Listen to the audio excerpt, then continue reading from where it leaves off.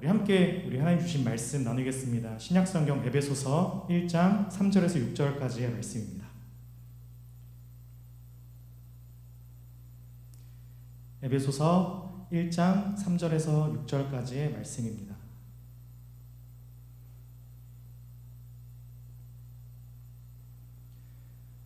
우리 저 한 절, 여러분 한 절 우리 교독하시고요. 마지막 6절은 함께 읽도록 하겠습니다. 찬송하리로다. 하나님 곧 우리 주 예수 그리스도의 아버지께서 그리스도 안에서 하늘에 속한 모든 신령한 복을 우리에게 주시되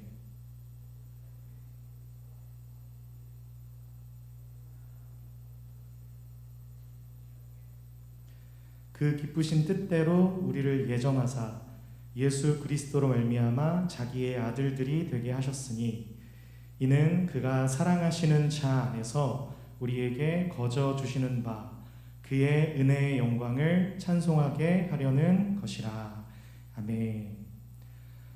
네, 우리에게 베푸신 하나님의 구원을 기뻐하며 찬송하고 있는 본문이고요. 좀 이해를 돕기 위해 하나님의 구원받는 입장인 우리의 시선에서 볼 수 있도록 하는 말씀이 로마서라면, 이 구원을 계획하시고 목적하신 하나님의 시선을 생각해 보도록 하는 말씀이 에베소서라고 할 수 있습니다. 로마서는 굳이 비유를 하자면 구원의 전체적인 그림을 굉장히 구체적이고 자세하게 기록하고 묘사하고 있다면, 이 에베소서는 하나님께서 이 구원을 어떻게 준비하셨고 이 구원의 은혜가 얼마나 놀라운 것인지를 감탄하고 찬송하는 고백으로 가득합니다. 인사말을 서두로 해서 이 편지가 우리 무엇으로 시작하고 있는지를 우리 다시 한번 보면 좋겠는데요. 우리 하나님께서 우리에게 이루어 주신 것, 우리를 구원하시고 영원한 기업으로 준비하신 것, 우리를 향해 준비해 주신 것을 설명하면서 이 바울은 감탄사가 튀어나오는 것으로 이 편지를 시작합니다. 찬송하리로다. 그래서 마치 3절에서 6절 그 시작과 마침을 찬송하는 것, 그것으로 묶어버린 것 같다는 생각이 들 정도예요. 무엇을 찬송하고 있는지 여러분 보시겠습니까? 하나님께서 우리를 향하신 그 영광스러운 복을 하나님이 직접 작정하시고 준비하셔서 그 은혜의 소망을 예수 그리스도 안에서 반드시 이루어내시겠다는 약속하심에 대한 찬송입니다. 이 소망을 향한 고백으로 찬송한다는 것이 여러분 정말 중요한 오늘 말씀의 핵심이기도 한데요.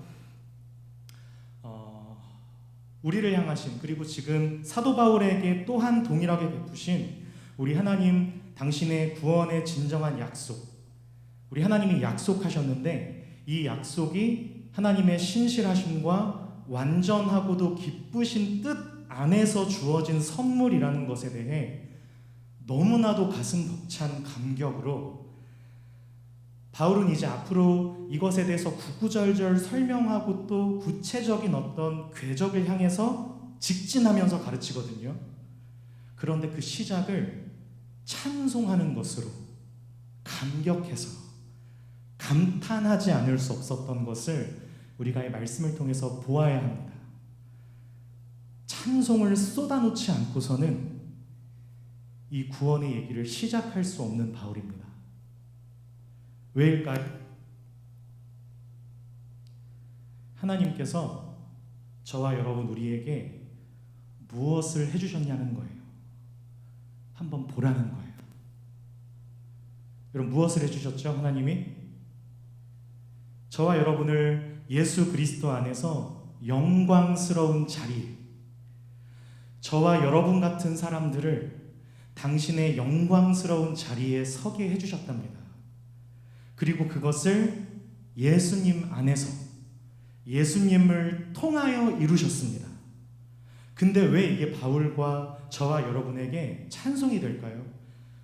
이것을 오늘 우리가 조금 확인하고 묵상하고 생각하고 그것을 가지고 우리도 아멘으로 화답하며 주님을 찬송하며 기도하기를 간절히 원합니다.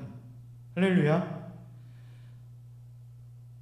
여러분, 우리가 신앙생활을 이렇게 하고 살아가면서 사실 너무나 이 고백을 간과하기도 하고 놓치고 있기 때문에 정말 뜻밖에도 분명 서로 같은 고백, 같은 복음을 담아내고 가는 줄 알았는데, 많은 경우 그 삶을 들여다보며, 많은 경우 제 자신의 마음을 좀 들여다보며 이 고백 안에 감사와 찬송이 흐르는 쪽으로 이렇게 기울어서 가기보다 낙심이 종착지인 것처럼 너무 쉽게 무너지고 너무 쉽게 절망하고 정말 너무 쉽게 두려워하는 것이 너무 자연스럽게 보여지기 때문에 그래요. 우리 에베소서 1장 우리 3절에서 5절까지 말씀을 다시 한번 보기를 원하는데요. 우리 특송을 너무 귀하게 해준 우리 재준이가 우리 1장 3절에서 5절까지를 담백하게 한번 시원시원하게 읽어주시면 감사하겠습니다.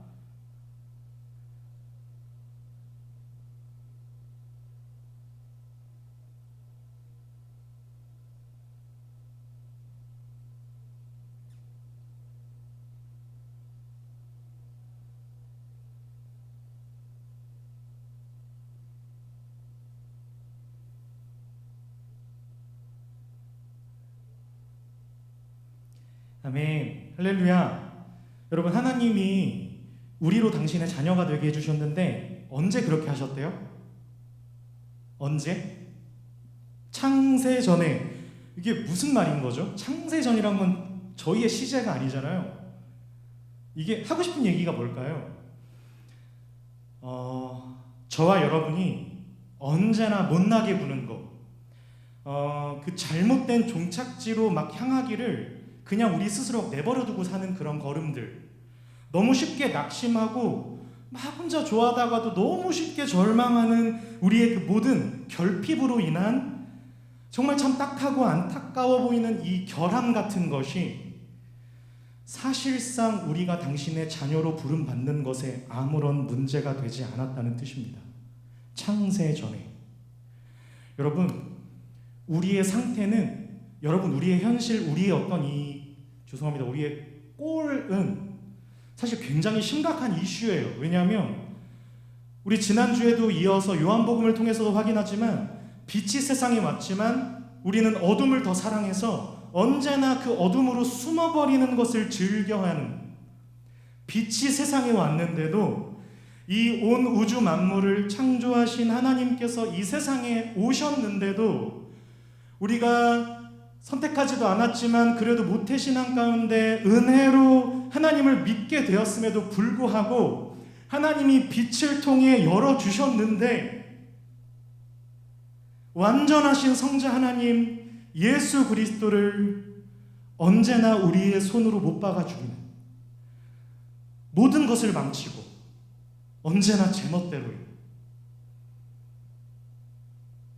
이제는 그 하소연을 내가 원하는 가정에서 내가 선택해서 태어난 게 아닌데 내가 왜 이렇게 믿어야 하지? 라고 이상하게 흐르는, 그럴듯해 보이지만 자세히 들여다보면 앞뒤가 하나도 맞지 않고 그럼에도 또 사실상 대책도 없는, 제대로 알아듣지도 알아채지도 못하는, 아니 보고도 모른 척하며 언제나 스스로 어둠을 향해 도망치기를 바삐하며 욕하고 소리 지르고 우는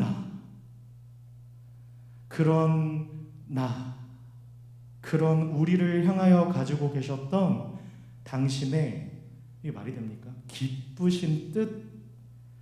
여러분, 그러한 우리의 꼴을 보시고도 그 당신의 기쁘신 뜻을 중단하시거나 철회하지 않으셨다는 거예요. 아니, 더 정확한 설명으로는 그런 것으로 거절될 계획이 아니라는, 그 의미를 동원하기 위해 창세 전에입니다. 여러분, 우리 요한복음만 봐도 여러분 정말 하나님이 설마 모르시고서 너무 순진하시게 빛 되신 당신의 아들을 우리에게 보내주시고 뒤통수를 우리에게 맞으셨던 걸까요? 오늘 에베소서는 그렇다고 뭐 알고도 우리를 사랑하셨다, 뭐 이 정도도 아니에요. 사실 그렇게 보내셨다고 하기에도 뭐 알고도 우리를 사랑해 주셨다, 여러분 이 표현 자체도 얕은 거예요. 이 정도가 아니라는 거예요. 그리스도 안에서 우리를 택하사 우리로 사랑 안에서 그 앞에 거룩하고 흠이 없게 하시려는 그 영광스러운 딸과 아들들로 부르신 것은 곧 창세 전에 하나님께서 우리를 향하여 계획하시고 그대로 베푸신 당신의 기쁘신 뜻이었다는 것입니다. 바울이 이 편지를 은혜와 평강으로 시작하여 두 손 높이 들어 눈물을 펑펑 쏟으며 감격하는 이유, 찬송하리로다. 여러분, 우리가 신앙생활하면서 생각 이상으로 많이 오해하고 살아가요.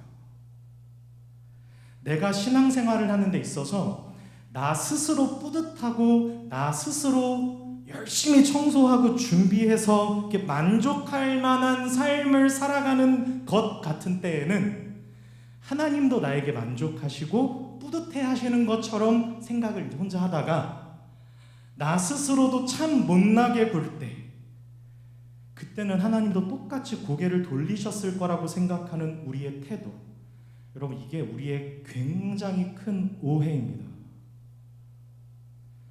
뭐 객관적인 관찰이라고도 할 수 있을지 모르겠어요. 그런데 사실 많은 부분, 여러분 생각 이상으로 저와 여러분, 내가 주인인 나의 삶을 나의 식대로 해석하는 것에 우리는 너무나 익숙합니다. 이런 생각을 해보셔야 합니다. 여러분 그것도요, 내가 주인 돼서 내 식대로 나의 삶과 나의 반응을 내가 그냥 해석해버려요. 내가 좋으면 하나님도 좋아하실 거라고 생각하고요, 내가 아니면 하나님도 아니라고 생각하시는. 여러분 우리가 에베소서를 통해서 지난주부터 살펴보고 있는 구원의 중요한 핵심은요, 하나님께서 우리 인간의 무지함과 완악함, 빛보다 어둠을 더 사랑했지만 빛이 왔으나 그래서 빛을 깨닫지도 못하고 다 같이 무익하게 되어 아무도 없어요. 단 한 사람도 구원받을 만한 자격이 없는 이 죄인들을 위해서 하나님이 어떤 희생을 치르셨다고 했죠? 당신의 독생자 예수님을 십자가에 못 박아 죽이시는 희생을 치르십니다. 여러분 우리의 모든 추악한, 우리의 죄악의 시간을 뚫고 우리를 찾아오시는 것입니다. 이 말씀을 기가 막히게 표현한 말씀, 우리 로마서 5장 8절 우리 함께 찾아보기를 원하는데요. 신약성경 로마서 5장 8절입니다.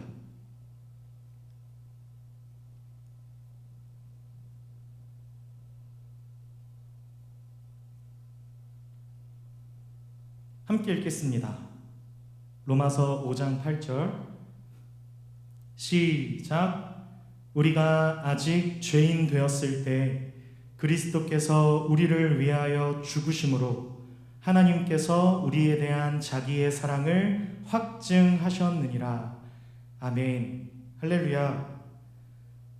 하나님에 대한 제대로 된 바른 이해와 인식도 없는, 언제나 하나님 싫어하시는 곳으로 도망치던 그런 우리의 죄를 씻어주시기 위해 그리스도 예수님을 보내셔서 기어코 기꺼이 그분의 피를 흘리시게 했다는 거예요. 기어코 그분의 피를 우리를 위해서 흘리게 하십니다.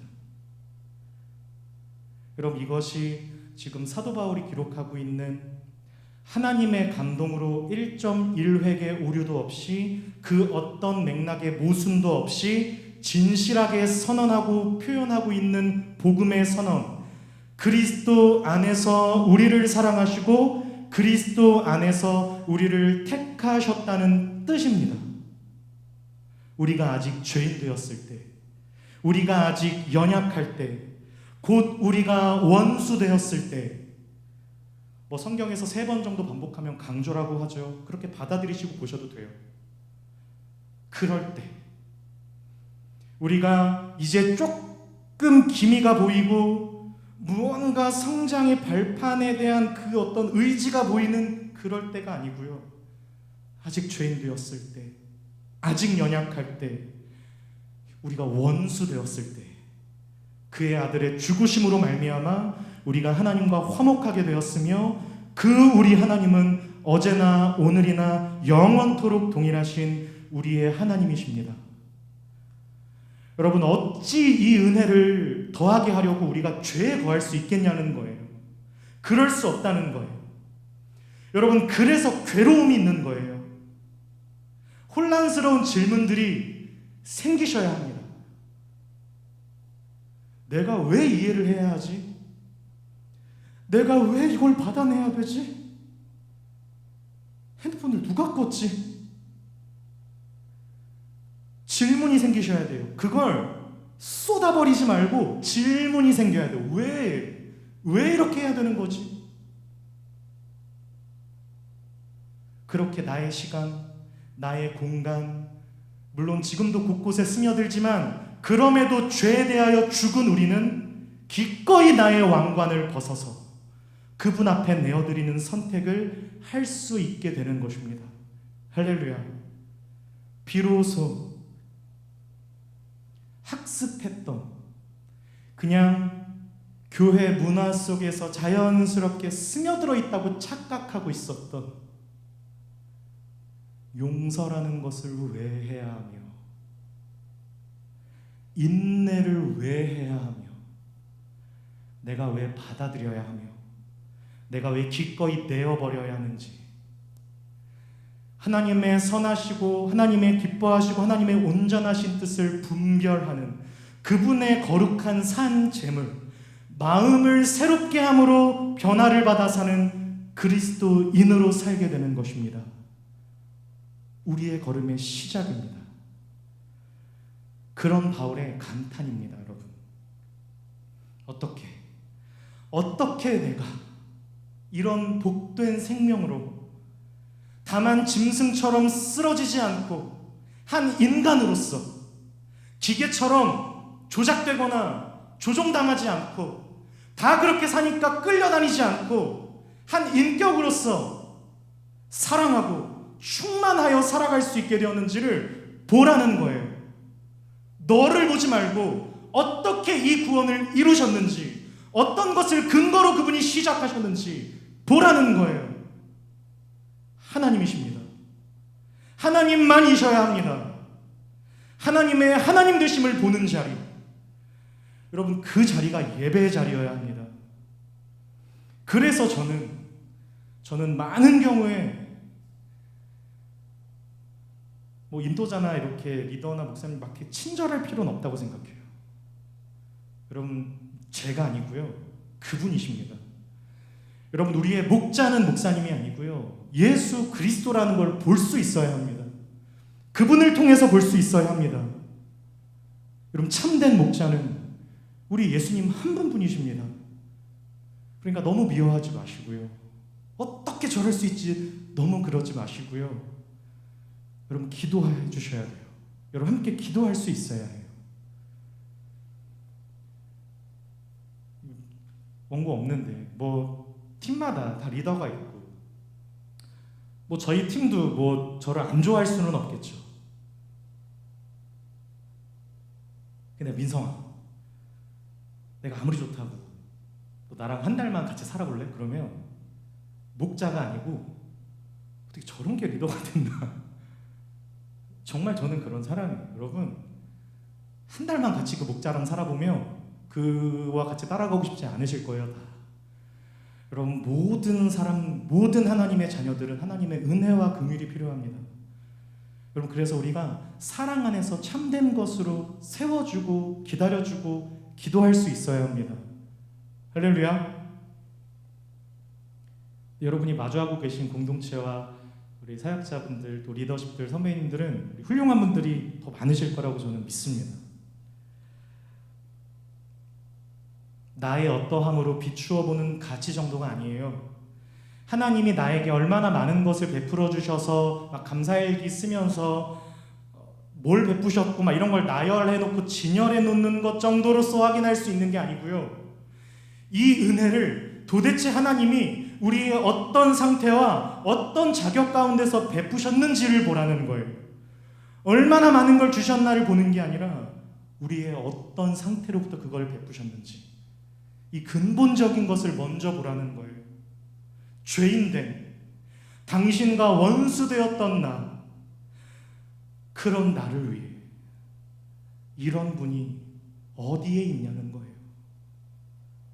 의인을 위하여 죽는 자가 쉽지 않고 선인을 위하여 용감히 죽는 자가 혹 있다손 치더라도 역사상 어느 누가 모든 불의, 추악, 탐욕, 악의, 시기, 살인, 분쟁, 사기, 악독, 수근거림, 비방, 능욕, 교만, 자랑, 이 모든 악을 도모하며 권위를 부정하고 부모를 거역하는 우매와 배약과 무정과 무자비로부터 어느 누가 넉넉히 그 인간성을 지키며 이 불확실하고 냉담한 현실 가운데 앞뒤 좌우 파악 생각은 도대체 하고 사는 것인지 자기 입장, 자기 계획, 자기 연민으로 가득한 이 세상 한가운데서 인간을 향한, 인생을 향한 사랑과 웃음을 어느 누가 오롯이 꽃피우겠습니까?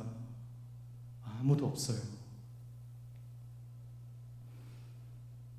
그럼 나는요? 나 또한 피해자 혹은 동시에 가해자가 되어 내부와 외부의 광기를 숨죽인 채 끌어안고 세상 한복판을 아무런 방해 없이 드라이브 걸어 질주하고 싶은 충동을 가지고 달려가던 나만의 다메섹 길목, 그 한복판에서 어느 날 이 세상 그 어디에서도 경험해보지 못한 따뜻하고 온유하며 두렵고 떨림으로 항복하도록 우리의 폭주를 멈추게끔 하는 사랑의 음성을 듣게 된 우리 그런 사람들 아닙니까? 하나님이십니다. 오늘 편지의 시작을 사도 바울이 감탄하며 찬송케 하는 그 유일한 대상이자 이유, 내가 이전에 가지고 있던 경험과 지식이 누적돼서 삶을 향했던 나만의 치열한 열정과 싸움을 통해 벌려져 있던 우리가 인생이라 부르는 그 어떤 것들로도 사실 다 충족되지도 않고 담아낼 수도 없었던 인생의 이유, 그 혼돈과 공허의 한복판에서 우리를 부르시는 한 분 앞에 서게 된 까닭입니다. 찬송하리로다. 하나님 곧 우리 주 예수 그리스도의 아버지께서 그가 사랑하시는 자 안에서 우리에게 거저 주시는 바 그의 은혜의 영광을 찬송하게 하셨네. 왜 아무도 아멘을 안 하세요? 할렐루야.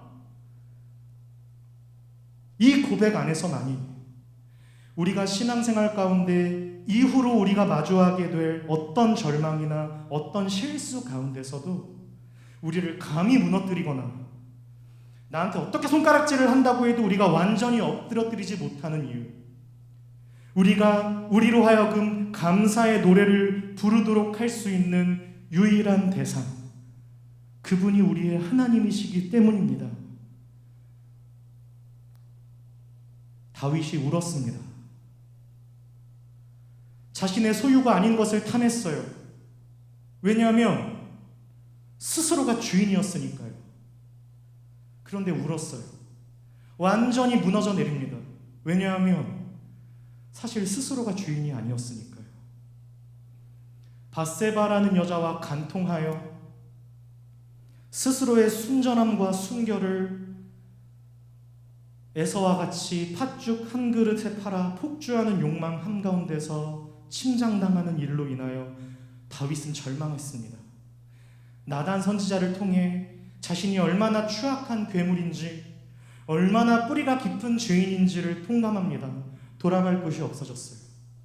그렇게 하나님은 다윗을 내버려 두지 않으셨고 다윗의 고백은 바뀌어 갑니다. 그렇게 고백된 다윗의 노래가 뭐죠? 시편 51편의 그 유명한 구절 뭐죠? 권준아, 밧세바와 간통하고 하나님 앞에 회개하며 그 다윗의 바뀐 고백은 하나님께서 기뻐하시는 제사는 상한 심령의 제사라. 이런 어마어마한 고백이 나오는 거예요. 우리 같이 한번 찾아볼까요? 시편 51편입니다.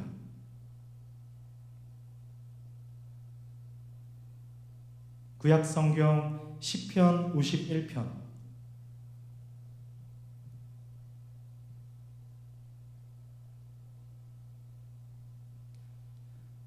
이 말씀 우리 1절부터 17절까지 같이 읽어보면 좋겠어요. 시편 51편 1절부터 17절까지 읽을 건데요. 우리 자매님들 한 절, 형제님들 한 절, 마지막 17절은 같이 읽겠습니다. 우리 51편 1절부터 자매님들 시작.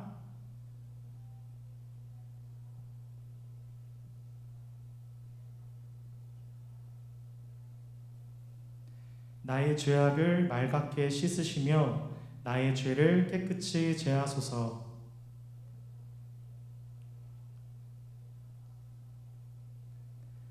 내가 주께만 범죄하여 주의 목전에 악을 행하였사오니 주께서 말씀하실 때에 의로우시다 하고 주께서 심판하실 때에 순전하시다 하리이다.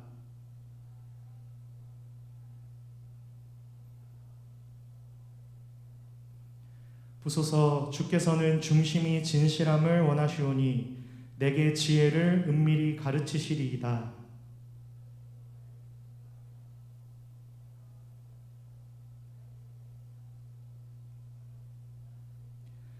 내게 즐겁고 기쁜 소리를 들려주시사 주께서 꺾으신 뼈들도 즐거워하게 하소서.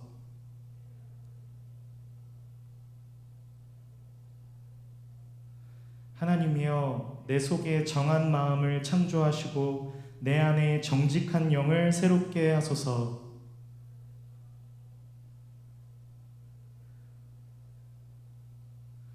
주의 구원의 즐거움을 내게 회복시켜 주시고 자원하는 심령을 주사 나를 붙드소서.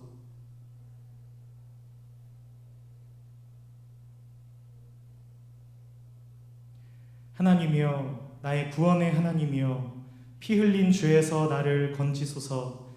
내 혀가 주의 의를 높이 노래하리이다.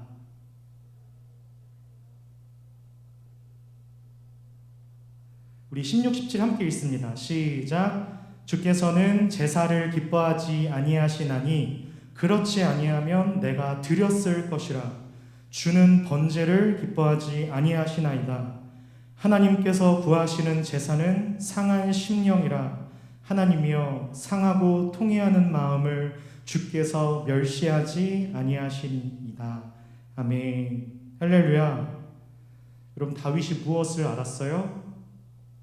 하나님은 우리 인간의 이 절망적인 그 상태로 말미암아 박살나고 무너질 수밖에 없는 그 죄인의 근본적인 그런 내가 잘하고 싶어도 잘할 수 없는 너무 나의 무지하고 연약한 그런 마음을, 하나님은 그 상하고 통회하는 마음을 외면하지 않으신다는 것을 깨달은 거예요. 비로소 다윗이 알게 된 거예요. 여러분, 이게 구원의 은혜로 말미암은 하나님께 드리는 마음의 예배입니다. 하나님이 필요한, 저와 여러분의 신앙생활 속에서의 낙심 또한 언제 있습니까? 내가 더 잘할 수 있었는데, 내가 더 잘할 수 있었는데 못했다는 것으로부터의 낙심이잖아요. 내가 나에 대하여 낙제 점수를 준 것에 대하여 하나님도 이미 동의하고 계셨을 거라는 절망. 그래서 우리가 여러분 자기 연민에 빠지지 않기 위해서는 우리 하나님을 알아야 하거든요. 사랑하는 나사렛 예배자 여러분, 우리 그리스도 안에서 우리를 택하셔서 사랑 안에서 그 앞에 거룩하고 흠이 없게 하셨다는, 거룩하고 흠이 없게 하시려고 하셨다는 것에 대해 마지막으로 조금만 더 살펴보기를 원하는데요.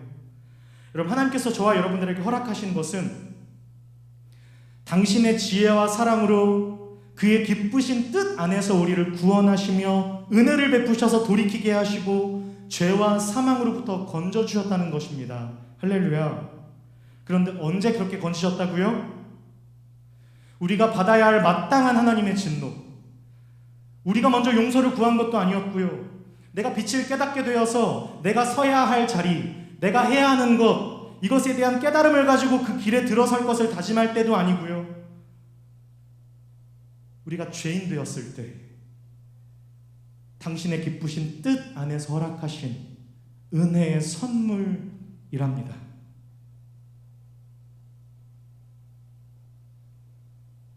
여러분, 우리에게 무엇이 필요합니까? 여러분, 오늘 무엇을 하나님 앞에 구하고 여러분, 무엇을 하나님께 아뢰기를 원하십니까? 우리에게 사랑이 필요합니다. 여러분, 사랑이어야 합니다. 근데 여러분 아십니까? 하나님께서 우리를 사랑하신답니다. 이거 정말 믿으세요? 여러분, 하나님께서 사랑하신답니다. 그분만이 진실하신 사랑이십니다. 여러분, C.S. 루이스라는 사람이 이런 얘기를 했는데요. 사랑을 설명하기 위해서 하나님을 얘기하는 것도 잘못된 거래요. 굉장히 아주 예민하게 접근해요. 그 순전한 기독교에 이런 표현인데 제가 아주 사실 잘 이해는 안 되는데 이제 뭐 조금은 알 거가 이런 얘기를 했어요. 사랑이 하나님이 아니라 하나님이 사랑이시다. 우리는 이 싸움에서 무너지지 않아야 한다. 뭐 이런 말인데 사실 잘 이해 안 돼요. 여러분, 사랑이 하나님이 아니고요. 하나님이 사랑이셔야 한답니다. 하나님만이 사랑이십니다. 오늘 본문 맥락을 통해서 우리가 보아야 하는 사랑의 진정한 가치는 여러분 한번 따라해 주시겠습니까? 동등함. 여러분, 사랑은 동등한 자리에 서는 것입니다. 여러분, 사랑하는 사람이 자신이 사랑하는 이와 마음을 나누지 못하는 것만큼 힘든 일은 없어요. 여러분, 그래서 결혼을 한다는 것은, 자, 결혼을 해보니까 여러분, 결혼한다는 것은 그래서 두 사람이 하나가 된다고 이야기하는 것이어야 하더라고요. 너는 너, 나는 나. 이제 이게 아니에요. 하나가 되는 거예요. 교회 또한 그리스도 안에서 한 몸이 되어 함께 고통을 짊어지며 함께 영광을 누리는, 또 그것으로 즐거워야 하는 그런 모임, 그러한 사람이어야 합니다. 사랑입니다. 사랑으로, 사랑 안에서 같은 자리에 서는 것입니다. 여러분, 그렇게 하나님이 저와 여러분들을 부르셨다는 거예요. 확인해 볼까요? 에베소서 1장 3절을 마지막으로 찾아보도록 하겠습니다.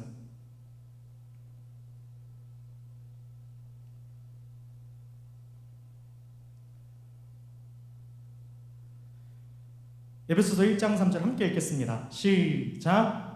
찬송하리로다. 하나님 곧 우리 주 예수 그리스도의 아버지께서 그리스도 안에서 하늘에 속한 모든 신령한 복을 우리에게 주시되. 아멘. 여러분, 여기 보세요. 하늘에 속한 모든 신령한 복. 여러분, 하늘에 속한 모든이 중요해요. 모든 복을 주셨대요. 그분이 우리에게 베푸신 모든 신령한 복으로 우리를 자라가게 하시며 당신의 마음에 합한 자녀로 세우시는 것입니다.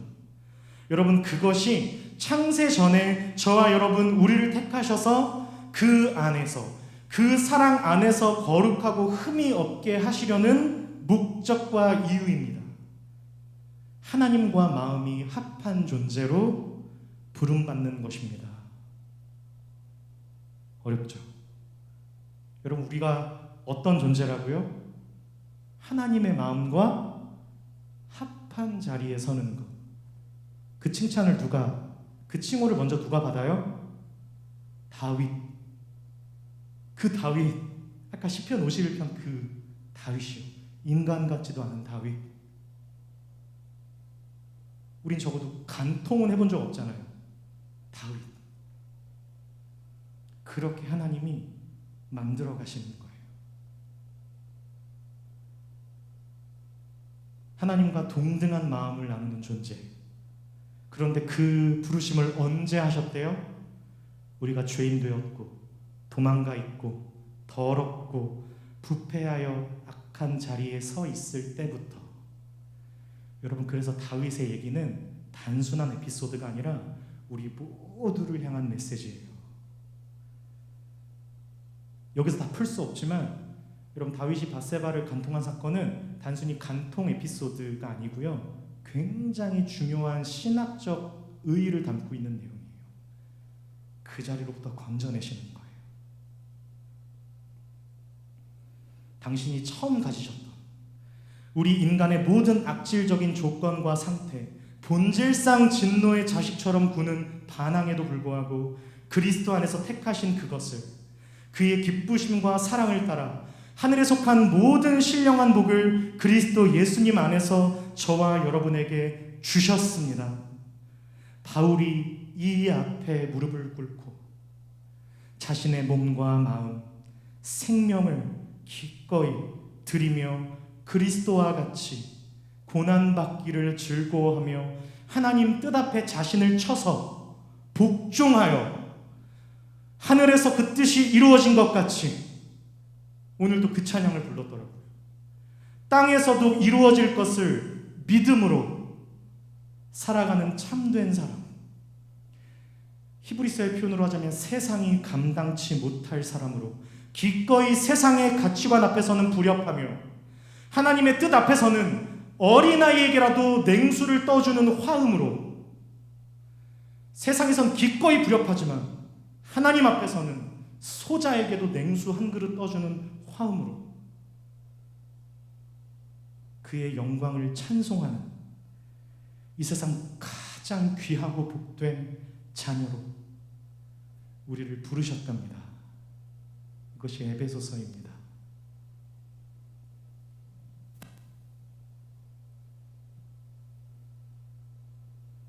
여러분, 하늘의 모든 신령한 복을 주시겠대요. 할렐루야. 영광된 자리로 사랑 가운데서 거룩하고 흠이 없게 하시려는 것이, 여러분 다시 기억하세요. 여러분의 존재 목적이 뭐라고요?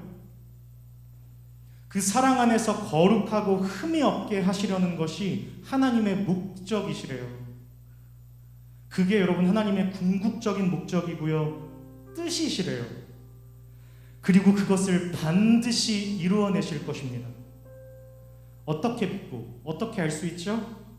나를 보고 어떻게 그 약속을 믿을 수 있어요? 그래서 뭘 보라는 거예요? 성경에 뭘 보라는 얘기로 항상 가득해요? 믿음의 주요, 온전케 하시는 이인, 뭐라고요? 예수를 바라보자. 예수 그리스도를 보라는 거예요. 우리를 위하여 내어주신 것으로 우리가 믿을 수 있고 알 수 있다는 거예요. 여러분, 어찌 분주한 일상 가운데 말씀을 붙들지 않을 수 있습니까? 그러고도 지켜내고 살 수 있다고요? 절대 할 수 없어요.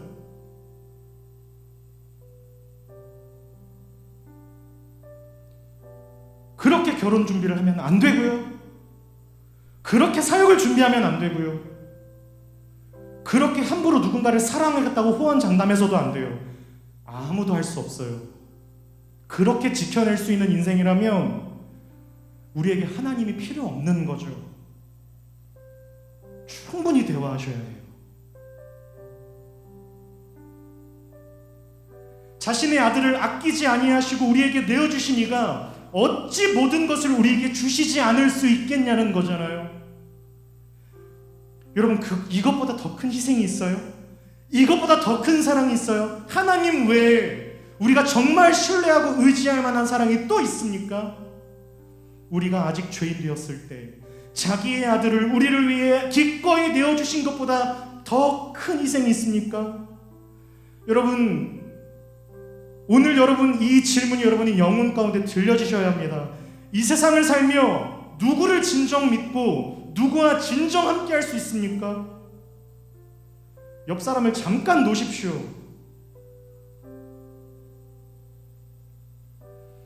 저와 여러분의 현실적인 신앙생활 속에서 저와 여러분들의 실패나 못난 건 항상 있을 거예요. 그런데 그러한 못난 것, 내 안에 이기적인 것이, 그 좌절이 우리를 눌러 앉지 못하도록 해야 합니다. 어떻게 할 수 있죠? 여러분, 우리가 언제나 뭘 잘못하는 줄 알아요? 실패하는 게 잘못이 아니고요, 우리는 실패할 수밖에 없는 사람들이라니까요. 다윗 보세요. 다 가지고 노니까 죄만 짓잖아요. 아니, 아담과 하와를 보세요. 모든 것이 완벽했던 동산이었는데도 죄를 짓잖아요. 그들에게 필요한 건 에덴이 아니었다니까요. 누가 필요한 거예요? 하나님이셔야 한다는 것입니다. 여러분, 하나님께로 돌아오십시오.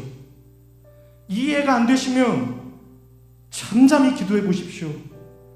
나 지금 여기 있는데, 나 예배를 드리는데 왜 자꾸 돌아오래? 오늘 어렵게 나왔는데 왜 하나님께 돌아오래? 여러분, 이 질문 앞에 서보셔야 합니다. 하나님께로 돌아오십시오. 그분은 우리를 멸시치 않으시고 그분은 우리의 돌이킴을 비웃지 않으십니다. 우리가 오늘 이 현실을 살아가며 너무나 많은 것들이 우리에게 말을 걸어와요. 상한 마음이 말하고, 두려움이 말하고, 의심이 말하고, 말을 걸어오잖아요. 이거 이해하실 수 있죠? 말을 걸어와요. 여러분, 그 자리에서 가만히 그 마음을 내려놓고 들으셔야 해요. 듣는 거예요. 요한복음에 의하면 예수님 매번 이런 말씀하셨어요. 나는 아버지로부터 본 것만을 말한다. 나는 아버지로부터 들은 것만을 말한다. 여러분, 예수님 누가복음에 매일 새벽 아버지께 들으러 가셨어요. 언덕으로, 산으로. 여러분, 새벽 기도가 한 말 아니고요, 하나님 앞에 서는, 여러분, 예수님이야말로 아버지로부터 듣는 분이셨어요. 그분은 자기 몸을 죽음에 내주어 자기 몸을 깨트리고 쪼개어 모두를 살리실 구원자이셨습니다. 예수 그리스도의 은혜를 믿는 자마다 살게 하셨어요. 우리를 그렇게 살게 하시는, 살리시는 하나님이십니다. 그 하나님께서 아버지로부터 듣는 자리로 가십니다. 여러분, 그것이 여러분의 가장 중요하고 결정적이고 분주하고 바쁜 일상 한가운데서도 모이기에 힘쓰고 그분의 말씀 청종하기를 결단해야 한 까닭입니다.